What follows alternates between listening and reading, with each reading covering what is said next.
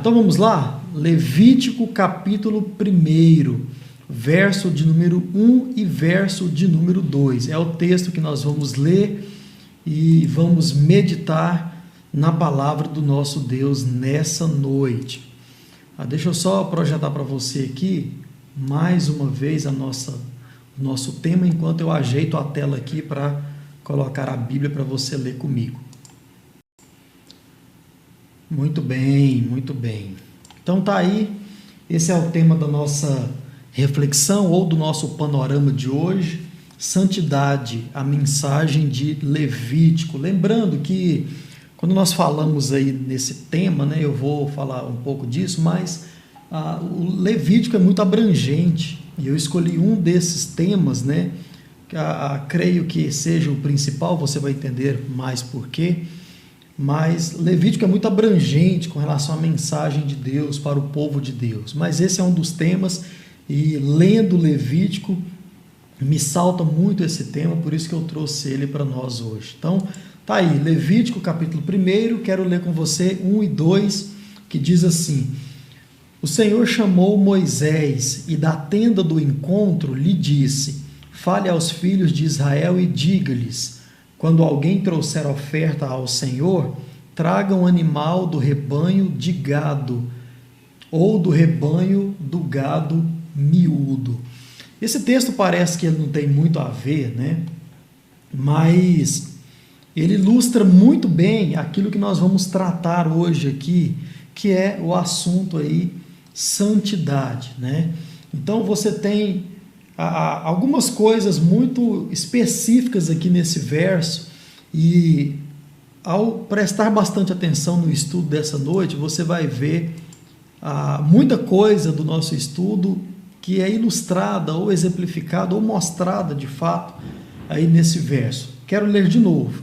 O Senhor chamou Moisés e da tenda do encontro lhe disse: Fale aos filhos de Israel e diga-lhes: Quando alguém trouxer oferta ao Senhor, traga um animal do rebanho de gado, ou do rebanho de gado miúdo.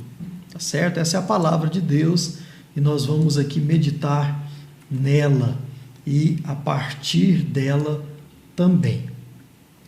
Santidade, a mensagem de Levítico. Então, hoje eu quero tratar com você sobre esse livro aí do Antigo Testamento, livro importante, como já disse, e que certamente é digno, irmãos, da nossa atenção e também do nosso estudo de forma bem detalhada. Não temos tempo para fazer isso aqui, mas eu quero caminhar com vocês aqui sobre algumas questões, alguns pontos básicos, principais aí do livro de Levítico, e tirar algumas lições para as nossas vidas e também no final, como sempre, algumas aplicações para eu e você praticarmos também, tá certo? Vamos lá então?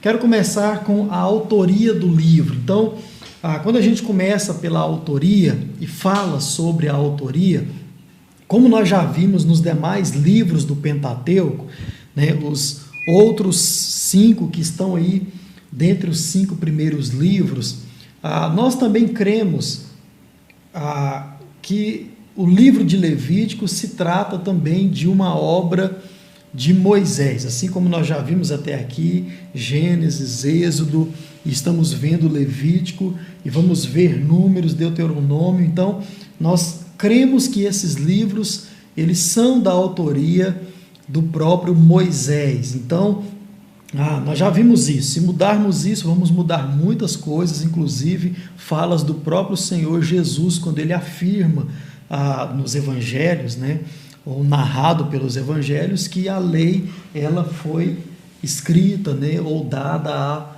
Moisés. Então, por isso nós deixamos sempre a autoria desses 5 primeiros livros da Bíblia com Moisés. E quando você vai olhar com cuidado, como sempre tenho dito aqui, os detalhes são muito importantes. Nesse livro, o Senhor ele fala com Moisés mais de 30 vezes. Então, por mais de 30 vezes você tem o Senhor falando diretamente com Moisés. como é o caso aqui do nosso texto que nós lemos aqui nessa noite, e você já começa a perceber aí o porquê da escolha do verso 1 e do verso 2 do capítulo 1. Então, você percebe, lendo, né, nós já estamos aí quase na metade aí do livro, você percebe muitas vezes o Senhor falando diretamente com Moisés.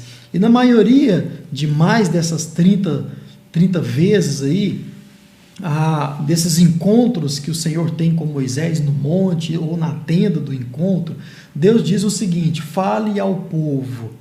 Nesse texto que nós lemos, você também já percebeu isso de forma bem clara. Então, no livro de Levítico inteiro, você tem Deus se encontrando com Moisés, ou vice-versa, e o Senhor Deus falando com Moisés e dizendo essa frase: fale ao povo, fale ao meu povo. Então, e Moisés então falava, e tudo isso foi registrado por ele mesmo, ou pelos seus copistas, né, ou pelos seus escribas. Já estudamos sobre isso aqui. Então, de forma bem clara, é isso que nós temos sobre a autoria do livro. Agora eu quero tratar com você, que também está aí no início, aí no texto que nós lemos, sobre o título do livro, ou sobre o nome do livro. Veja bem, o nome do livro, ele se dá, e quando você vai ler o livro todo e vai entendendo o livro, você vai percebendo isso, ele se dá até mesmo por causa da função do livro, da intenção que o livro, que nós vamos tratar aqui no ponto a seguir. Mas agora eu quero tratar com você sobre o título do livro. Veja bem, o nome do livro em hebraico, sempre quando nós falamos de Antigo Testamento, principalmente, nós trazemos o significado hebraico e o significado grego, porque as duas línguas estão muito ligadas por um motivo muito simples, ou um princípio muito simples.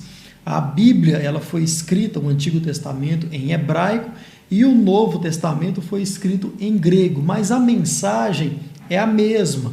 A mensagem é a mesma, por isso que os termos se cruzam, e sempre um termo ele vai surgir, ter a sua origem no hebraico, que foi a primeira língua usada para escrever ou para começar a escrever a Bíblia Sagrada. Por isso, eu sempre trago aqui para você os dois significados, mas você percebe que eles estão muito ligados. Então vamos lá. O nome do livro em hebraico significa chamou. Você já começa a perceber isso aí no texto que nós lemos. Ou ele chamou. E quando fala ele chamou, está falando de Deus, né? Propriamente dito. Então, você tem a nossa tradução aqui, a Nova Almeida Atualizada, trazendo o seguinte: o Senhor chamou Moisés. E essa frase, o Senhor chamou Moisés, vai ser importante para você entender do que é que o livro trata em muitas ocasiões, ou na maioria das ocasiões, né? Na maioria das vezes. Então, no grego, ele chamou ou chamou. No hebraico, perdão, no grego significa coisas referentes aos levitas. E você percebe aqui o termo ficando mais completo, né? E eu vou explicar isso para você. Vamos lá. No grego, coisas referentes aos levitas. Olha só, quando você vê muita gente explicando sobre o livro de Levítico, você percebe um pequeno detalhe que é deixado de lado. E isso pode gerar até ser encarado até como um erro, e você vai entender por quê. Porque muita gente trata o nome do livro se referindo tão somente apenas aos levitas, e diz o seguinte: não, Levítico significa levita. E isso não é verdade, ou pelo menos na sua totalidade. Na verdade, o significado do nome do livro vai muito além disso. E quando você trata, Levítico significa levita, isso é até mesmo um erro, e é também diminuir muito o significado aí do livro e também da mensagem que esse livro carrega, e você vai entender isso ao longo aqui do nosso estudo. Veja só, o livro ele vai narrar muito do que os sacerdotes ou levitas, eram exatamente a mesma coisa, eles faziam, e a forma como esses homens deveriam fazer aquilo que faziam. Um exemplo claro disso, você, quando chegou aí na leitura de Levítico capítulo 9, e 10, eu mandei uma mensagem para você dizendo o seguinte: olha, esse é um dos textos mais impressionantes, ao meu ver, que está narrado no Antigo Testamento. Um deles. Por quê? Exatamente por esse motivo aqui, ó. O livro de Levítico, ele trata também daquilo que os levitas ou sacerdotes deveriam fazer e como eles deveriam fazer tudo isso. Então, lá em Levítico 9, caminhando para o 10, você percebeu que tinha ali alguns sacerdotes, que eram os filhos de Arão, que eles fizeram algo diferente daquilo que se deveria fazer, fizeram de uma forma diferente. Diz o texto que eles trouxeram um fogo estranho ao altar do Senhor. Para você entender como funcionava, era o seguinte, de forma muito resumida: sempre havia fogo no altar, no templo, sempre. Então tinha um templo e dentro do templo tinha o Santo dos Santos, que era um local, é como se fosse esse altar, esse local mais elevado aqui do nosso templo, por exemplo. E ali só o sumo sacerdote é quem entrava, no caso aqui Moisés, Arão, e eles entravam para oferecer o sacrifício do povo. O que os filhos de Arão fizeram? Entraram e levaram fogo estranho. Então sempre já havia fogo, que era o fogo que o Senhor mandava para que os sacrifícios fossem então queimados e aceitos como oferta agradável, aroma suave ao Senhor. Então, os filhos de Arão levaram outro fogo, né? Diz o texto, trouxeram fogo estranho e fizeram ali, queimaram ali o sacrifício. O que aconteceu com eles? Você leu aí, prestou muita atenção, eles morreram por causa disso. Por quê? Os sacerdotes, os levitas, eles tinham a forma correta, já estava estabelecido o que eles precisavam fazer e a maneira como eles precisavam fazer. Então, Levítico 9, 10 é uma prova muito clara disso que nós estamos vendo aqui. Então, o livro de Levítico trata de qual era a função dos oficiais do templo, que eram os levitas e os sacerdotes, e então, quando você percebe tudo isso, e você vai lendo aí desde o capítulo 1, e na nossa Bíblia Nova Almeida Atualizada, ela traz aí os subtítulos, né? Holocausto por isso, sacrifício por aquilo, oferta pelo pecado de um só, oferta pelo pecado do povo inteiro, oferta pelo pecado de um chefe, de um sacerdote. Então, você vai percebendo que aí também no livro estão as leis de como os sacerdotes ou os levitas deveriam realizar os holocaustos, as ofertas e também os sacrifícios.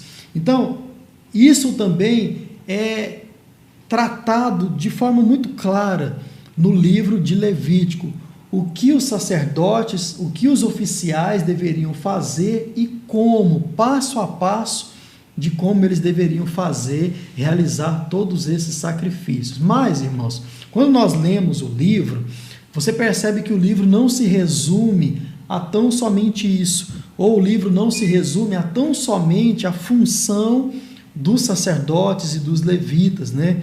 Como fica claro aí quando você lê o livro com bastante atenção. Então, é isso que nós temos sobre o título do livro. Agora, quando nós caminhamos e olhamos o tema do livro,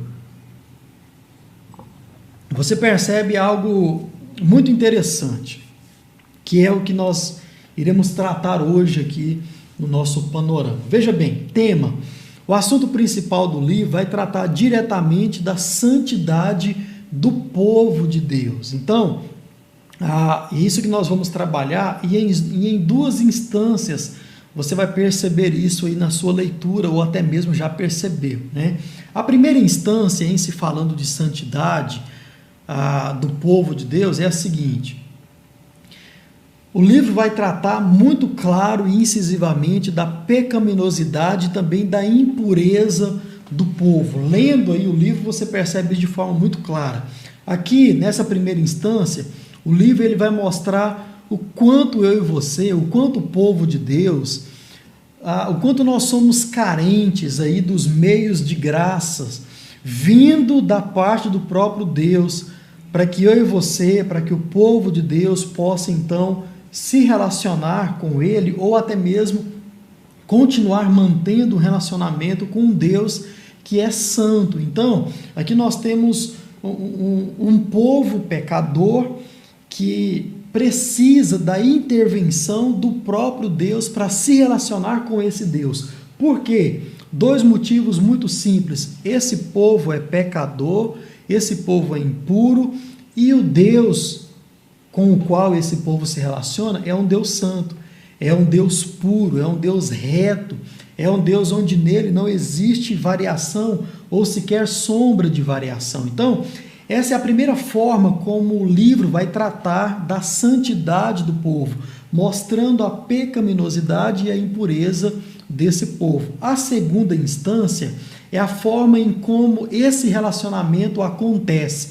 Como acontece um relacionamento de um impuro com um puro? Como acontece a relação entre um profano e um justo, um santo? Bem, o livro vai tratar de forma muito clara sobre essa questão. O meio de graça que Deus deu ao povo no passado para conseguir se relacionar com Deus, que é o perdão por meio dos sacrifícios, por meio das ofertas, por meio de tudo aquilo que você já viu, oferta pelo pecado, oferta por isso, e holocausto, sacrifício. Então, nós temos essa maneira como o povo, então, eles se relacionavam com Deus. Um povo pecador se relacionando com Deus que é santo. Então, esse é o tema do livro, santidade. E a santidade é tratado dessa forma. Irmãos, olhando para o livro e nesses subtemas aí que você tem na sua Bíblia, você percebe isso de forma muito clara, não é verdade? Você vê qual era o pecado do povo e a forma como esse povo tinha que fazer, era levando cabrito, levando pomba, levando rolinha. Então isso dependia muito também da classe social. Se uma pessoa tinha mais dinheiro, ela levava um tipo de oferta. Se ela era pobre, então ela levava uma oferta menor ou mais barata. Então, e o curioso, quando você vai para o Novo Testamento e você vê então aquele episódio onde Jesus ele entra no templo, ali estava vendendo exatamente esses animais para o sacrifício. Lembrando que antes da ressurreição de Jesus, nós ainda temos a prática do Antigo Testamento. Então, antes nós tínhamos ainda os sacrifícios, os holocaustos, e tudo isso era feito no templo.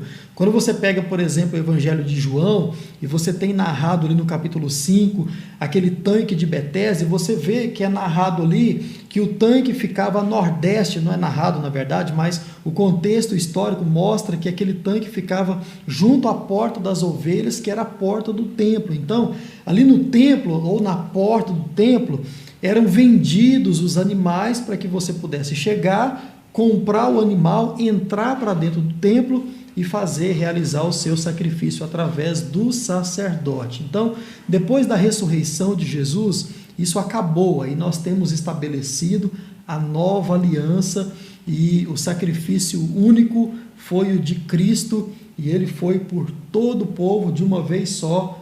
Glória a Deus por isso. Então, é disso que o Levítico trata de forma mais enfática, santidade do povo nessas duas instâncias que nós estamos vendo aqui.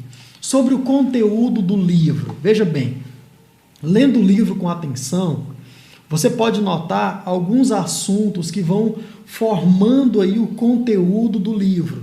O assunto principal é a santidade, mas muita coisa está envolvida dentro desse tema principal que forma o seu conteúdo. Então, por exemplo, você tem o Santo Deus está no meio, habitando, se relacionando com o seu povo. Então isso também fica muito claro no livro de Levítico. Você percebe que existe um povo pecador e você percebe que existe um Deus santo, mas você também percebe que esse Deus, ele mergulha, ele se interage, ele se relaciona com esse povo que é pecador. Prova disso, o texto que nós lemos também.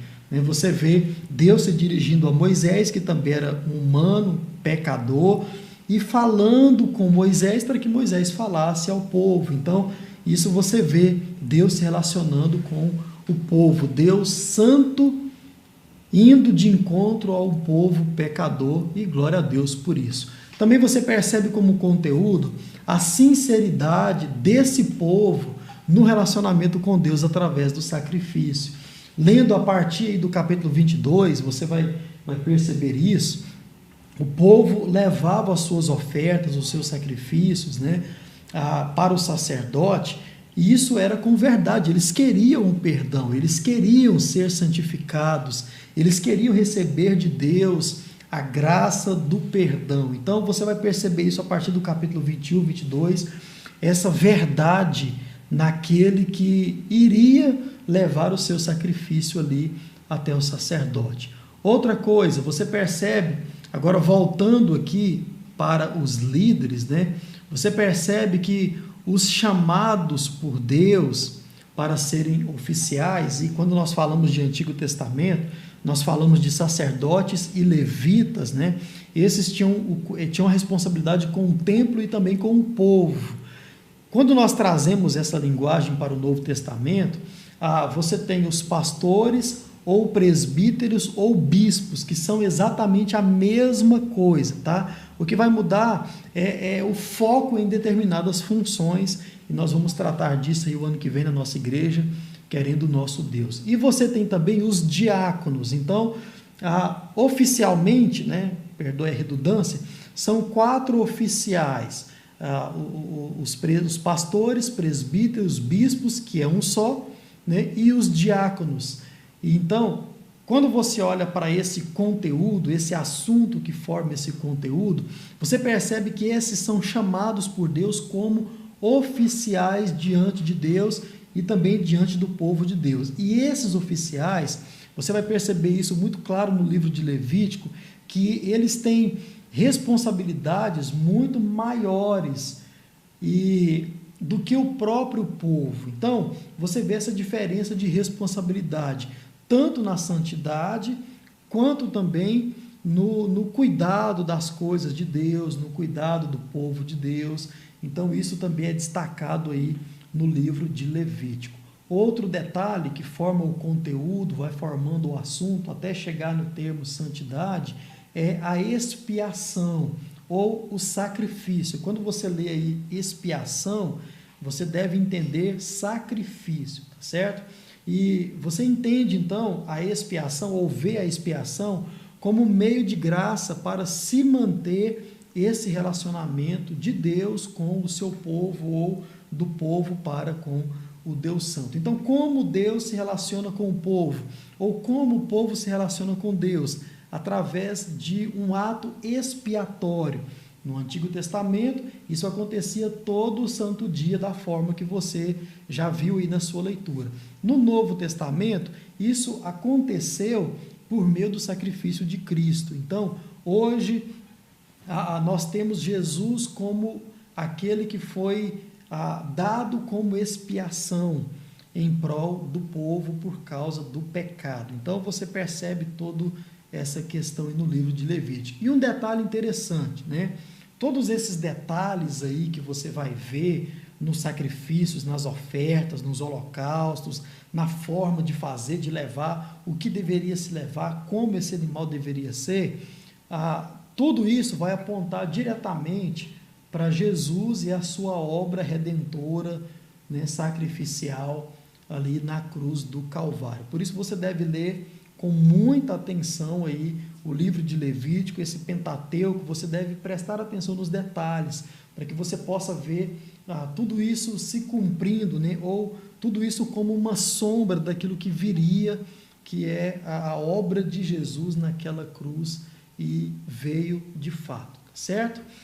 Quero trazer para você como última coisa aqui o resumo da história da salvação. Disse a você que a partir, né, acho que do livro de Êxodo, nós começamos a ver aí, em cada livro, vamos ver, cada livro, o resumo da história da salvação. Deveria ter feito isso no Novo Testamento, mas passou batido.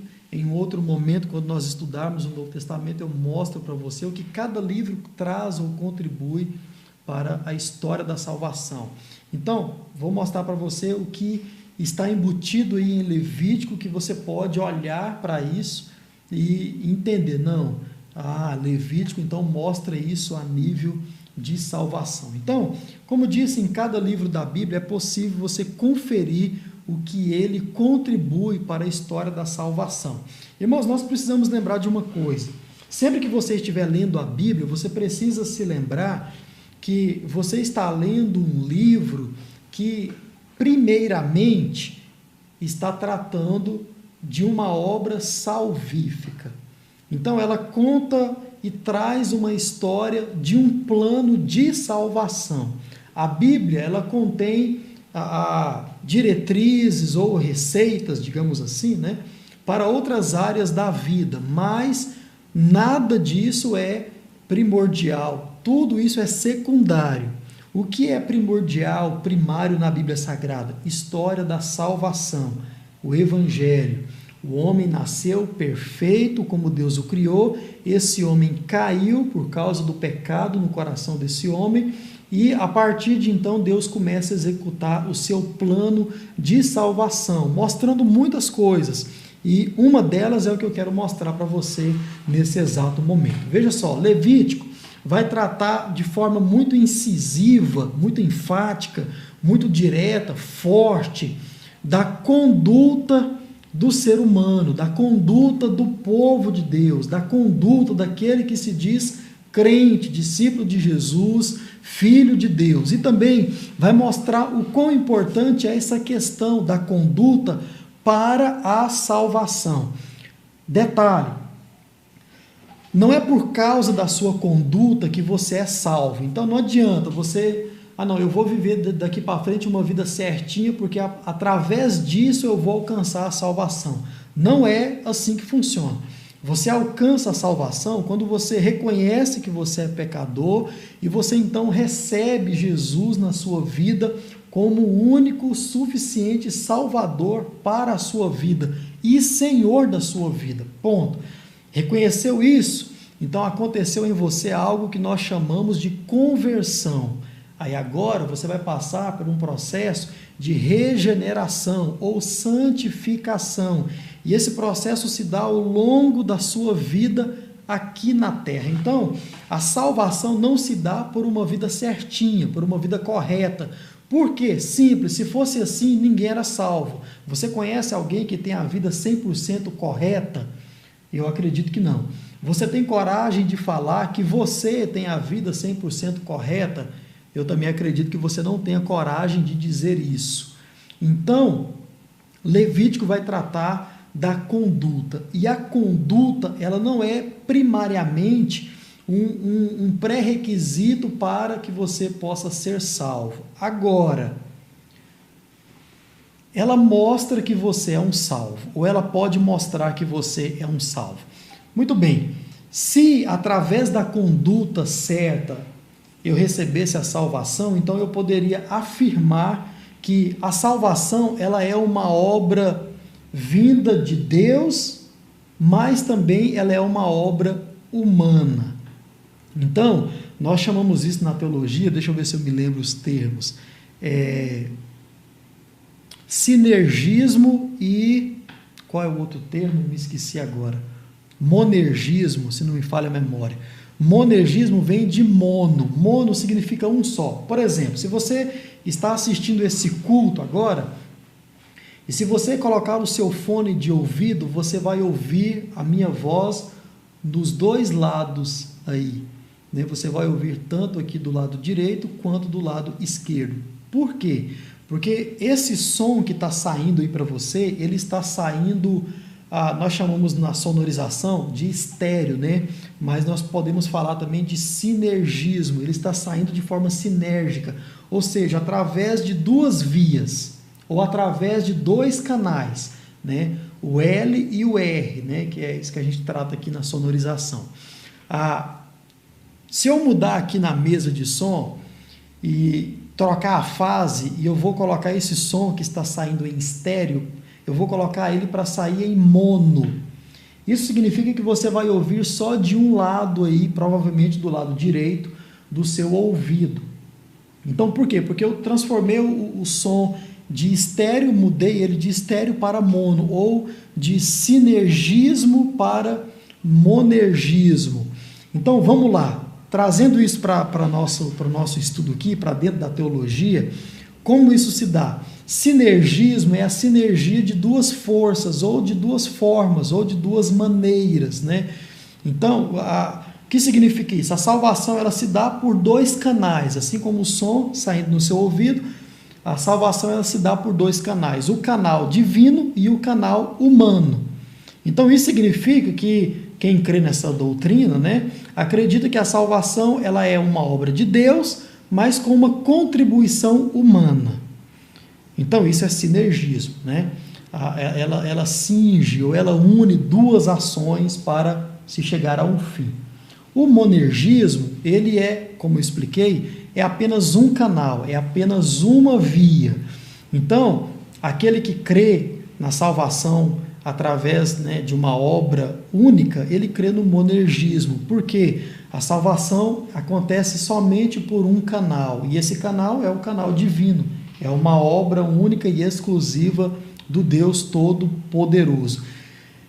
Bem, se eu acreditasse, ou se você acredita que a salvação ela se dá por causa da conduta, então você acredita que a salvação é uma obra de Deus e também sua, né? Porque se você andar corretamente, você vai alcançar a salvação. Bem, não é assim que nós cremos, principalmente como batistas. Nós cremos que a salvação é única e exclusivamente uma obra do próprio Deus sobre as nossas vidas, tá certo? Então, o livro de Levítico vai mostrar muito essa questão da conduta do ser humano, não para a salvação, mas para mostrar que a pessoa é um salvo. E por que isso, irmãos? É importante. Simples, porque você percebe que Deus ele é santo, você sabe disso, e ele tem a mesma forma ou o mesmo quesito para o seu povo. Claro que nós não vamos conseguir alcançar a santidade no sentido de perfeição aqui nessa terra. Isso vai acontecer quando nós habitarmos no céu. Aí nós vamos ser perfeitos em todos os sentidos do termo, tá certo? Mas aqui nessa terra não. Mesmo assim, Deus exige de nós a santidade. O texto bíblico diz, nós já tratamos isso aqui, sede santos porque eu, o seu Deus, sou santo, certo? Então é disso que o livro trata de forma mais incisiva, tá certo? O povo de Deus, ele não é um povo desse mundo. Nós estamos aqui de passagem rumo à nossa terra prometida, que é o céu. Mas enquanto esse dia glorioso, enquanto esse dia de habitarmos no céu, ele não chega, existem princípios que eu e você, como povo de Deus, nós devemos observar para vivermos como povo de Deus aqui nessa terra. Veja só, a santidade é um desses princípios e, como já disse, é muito tratado aqui no livro de Levítico. O povo de Deus é um povo santo. O povo de Deus é um povo separado para a glória de Deus, para o louvor de Deus. E Levítico vai tratar tanto da santidade individual quanto da santidade coletiva do povo de Deus.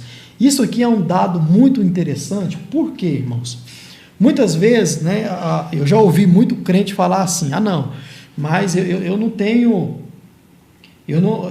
responsabilidade nenhuma com a igreja, com o povo de Deus, cada um no seu quadrado, cada um presta conta de si mesmo, e isso é verdade até certo ponto. O livro de Levítico vai mostrar isso para mim e para você. Se não fosse assim, veja só, não teria motivo nenhum de ter aí no livro oferta pelo pecado individual e oferta pelo pecado coletivo. Tá aí no livro, você leu aí logo nos primeiros capítulos, né? Então, você tem aí essa separação e ao mesmo tempo essa união. O sacerdote, ele fazia um sacrifício tanto para uma só pessoa, quanto também para o povo. Então, você que é crente, os seus atos, meu irmão, a sua conduta vai sim respingar ou vai refletir em todo o povo de Deus, em toda a congregação, em toda a sua igreja. Então, a vida que você leva no seu particular, ela não é só uma vida particular, ela é uma vida que vai, né, ter aí as suas consequências para o bem ou para o mal no povo o qual você vive junto e diz que é a sua igreja. Então, muito cuidado, né, com aquilo que você fala, com aquilo que você faz aí afora, porque é o nome do povo de Deus que está em jogo.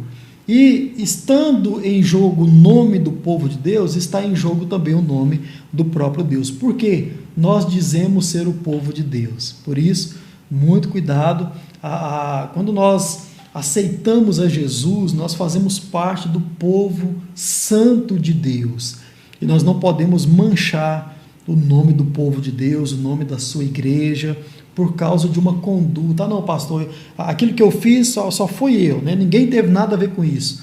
Tem, né? Então nós precisamos tomar cuidado com isso. O livro de Levítico, ele ressalta isso para mim e para você.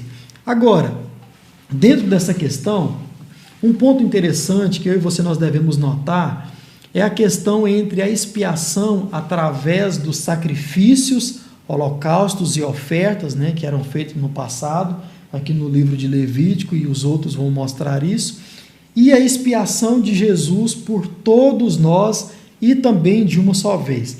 Nós, olhando para o livro de Levítico, olhando para essa expiação, né, a forma como o povo recebia o perdão de Deus era através dos sacrifícios. Mas a forma que eu recebo o perdão de Deus agora não é através disso, é através de Jesus Cristo.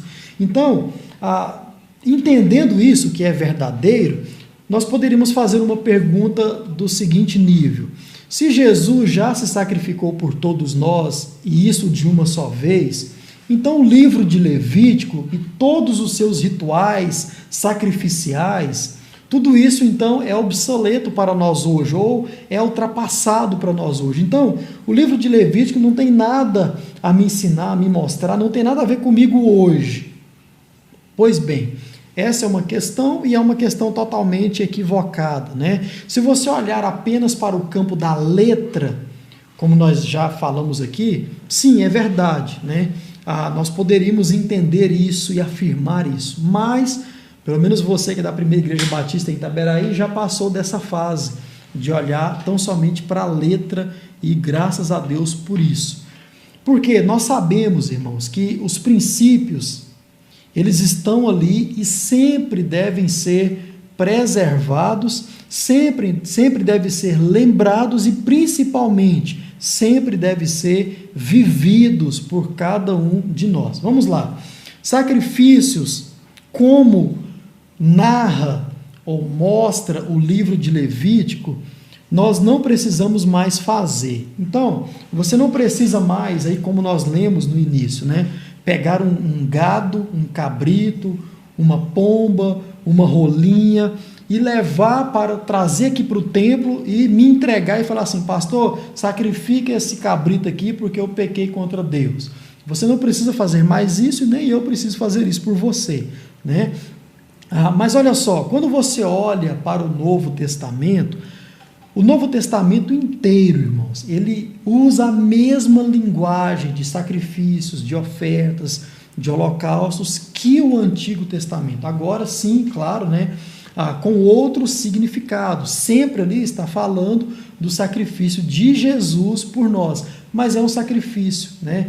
Então, você percebe isso. Eu não vou ler com você por causa do tempo, mas olha só, você pode anotar e conferir depois. 1 Pedro 1, 18 e 19, 1 Pedro 3, 18, Romanos 8, verso 3, Hebreus capítulo 5, verso 3, Hebreus capítulo 13, verso 11, 1 João capítulo 2, verso 2, 1 João capítulo 4, verso 10, 1 Coríntios 15, 3. E esses foram alguns que eu separei para ler para vocês, mas nós já perdemos aqui, né, ou ganhamos aqui muito tempo, e você pode conferir todos esses textos e você vai ver eles falando da mesma forma, usando a mesma linguagem, se referindo ao sacrifício de Jesus Cristo como holocausto, como oferta por causa do pecado do povo, por causa do meu e por causa do seu pecado. Então, quando você olha para esse assunto e esse resumo da história da salvação, que vai tratar aí da santidade, da conduta, então, a minha conduta, ela não traz a salvação até mim, mas a minha conduta, ela pode sim revelar ou mostrar se eu sou um salvo ou não. Por quê? Muito simples, irmãos, né?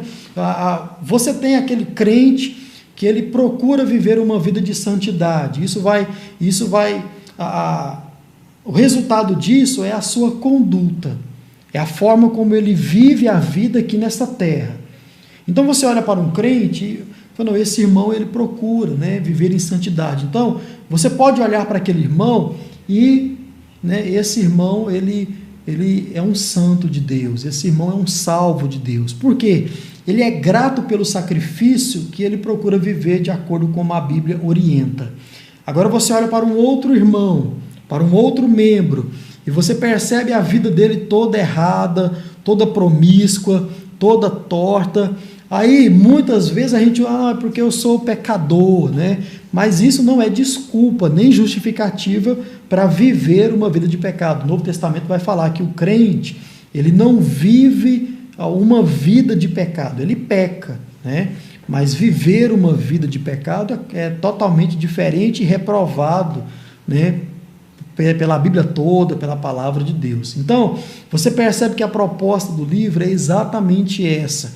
É lembrar a mim e a você que existe uma conduta a ser vivida, existe uma forma de viver a vida, uma maneira que eu e você precisamos viver para que eu e você nós possamos manter o nosso relacionamento com Deus. E tudo isso por causa, né, daquele que se sacrificou por mim e por você, que é Jesus.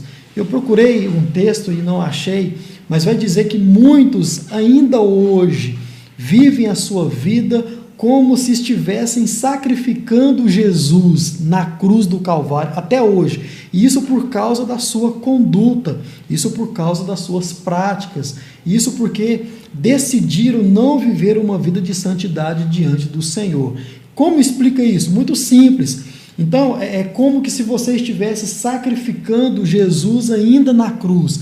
Então, com a conduta de vida que você vive, é como que se você dia após dia estivesse sacrificando Jesus. Como?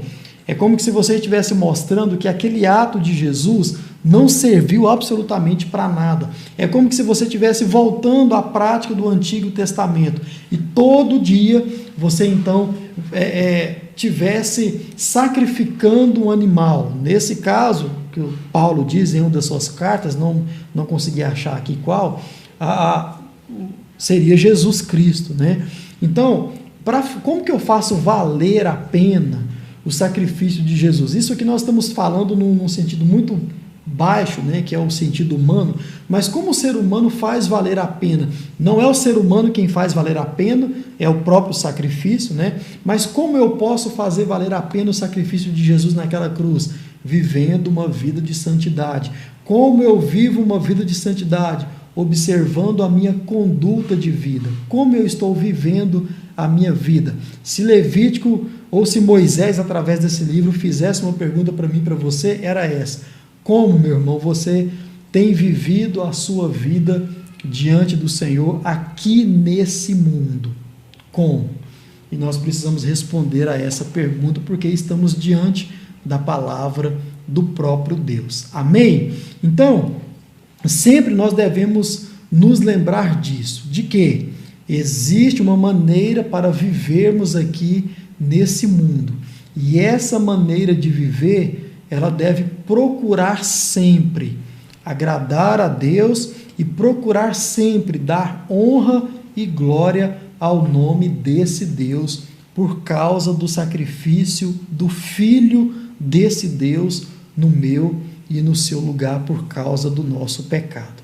É isso que Levítico tem a nos ensinar nessa noite. E eu espero que ao longo da sua leitura, até acabar aí, chegar no verso 27, lá no dia 4 de janeiro, que você possa perceber esses detalhes e observar tudo isso, observar a sua vida e observar principalmente a conduta da sua vida. Irmãos, tem um texto em 1 Coríntios que diz o seguinte: Paulo ele escreve à igreja e ele diz para os irmãos observarem os de dentro e os de fora.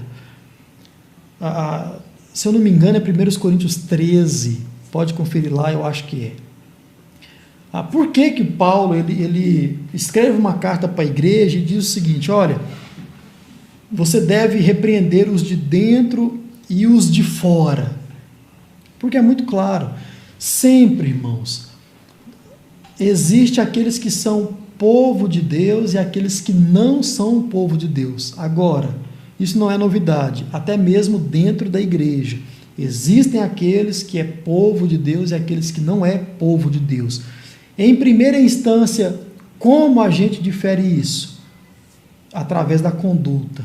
Através da conduta. Porque não é um pecado ou outro, é uma vida, é uma conduta, é um estilo de vida que a pessoa decidiu viver, e isso em primeira instância vai mostrar, né, se ela faz parte do povo de Deus ou se ela não faz parte do povo de Deus, mesmo inserido dentro de uma igreja evangélica, até mesmo da sua e da minha também, tá certo? Então, observemos isso com cuidado, com muito temor, né?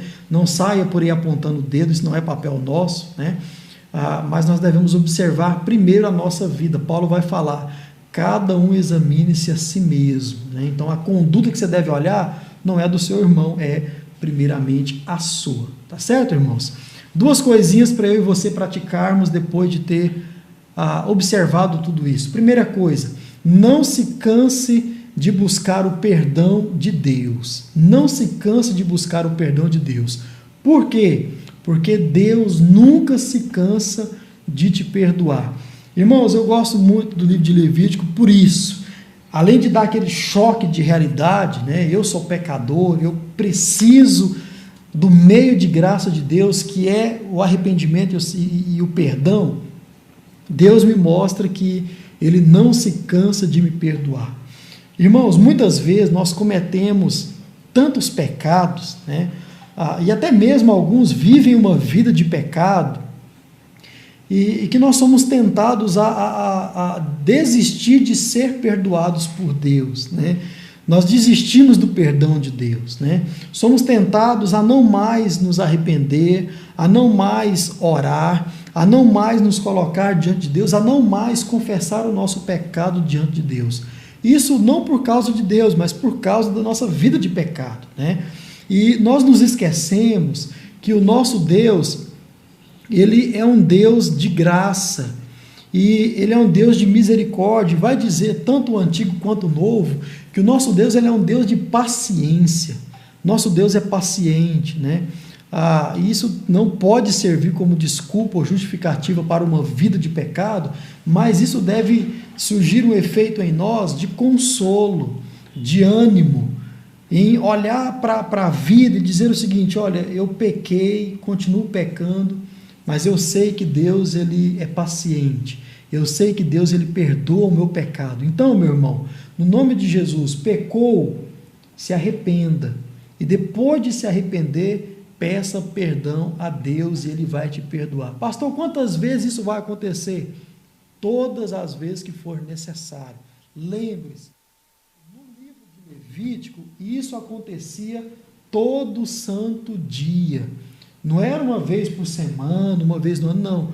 Todo dia o povo levava o seu animal para o sacerdote, e o sacerdote entregava esse animal em sacrifício a Deus, pedindo perdão a Deus por causa do pecado do povo. Todo dia. Eu peco todo dia, você peca todo dia. O que eu e você nós devemos fazer diante do pecado? Nos arrepender e pedir perdão para Deus. Jamais se canse de pedir perdão, de buscar o perdão de Deus, porque Deus, Ele é tardio em irar-se e é grande em misericórdia e graça sobre a sua vida. Segunda coisa para você praticar: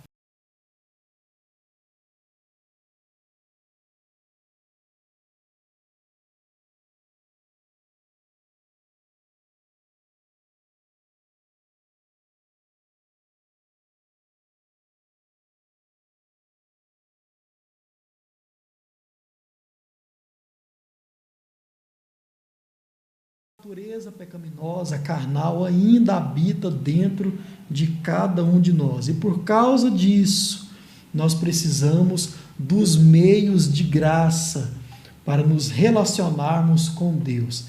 No nosso caso, hoje, é o arrependimento e o perdão, né? São alguns dos meios de graça aí. Tem a oração, né? Tem a palavra de Deus que é dada para o nosso arrependimento, para o nosso ânimo, para o nosso crescimento. Tudo isso é meio de graça, né? Em falando de santidade, o arrependimento e o perdão da parte de Deus são meios de graças aí, dados pelo próprio Deus. Foi Deus quem nos deu a possibilidade, a oportunidade de nos arrepender do nosso pecado e pedir perdão. E a certeza desse perdão, se isso for feito, se esse arrependimento for feito com verdade, com sinceridade, como você vai ler aí a partir do capítulo 22 de Levítico, tá? Então, se precisar se arrepender, se arrependa. E depois disso, peça o perdão de Deus. Amém? Glória a Deus pela sua palavra e que nós possamos aprender ainda mais lendo o livro de Levítico e praticar aquilo que nós aprendemos aqui. Vamos orar? Senhor Deus e Pai, muito obrigado por esse ensino, por esse panorama, por esse estudo. Obrigado porque o Senhor revela, ó Deus, quem o Senhor é, um Deus santo, e revela que nós somos, ó Deus, carentes da graça do Senhor porque somos pecadores. Nos ajude a praticar a Tua palavra, nos ajude, ó Deus, a pedir perdão sempre, ó Deus, que pecarmos contra o Senhor, mesmo inconscientemente, mas que nós possamos pedir perdão ao Senhor. E que o Senhor possa sempre, sempre continuar nos perdoando por causa das suas misericórdias. Oramos assim no nome de Jesus. Amém e amém. Glória a Deus.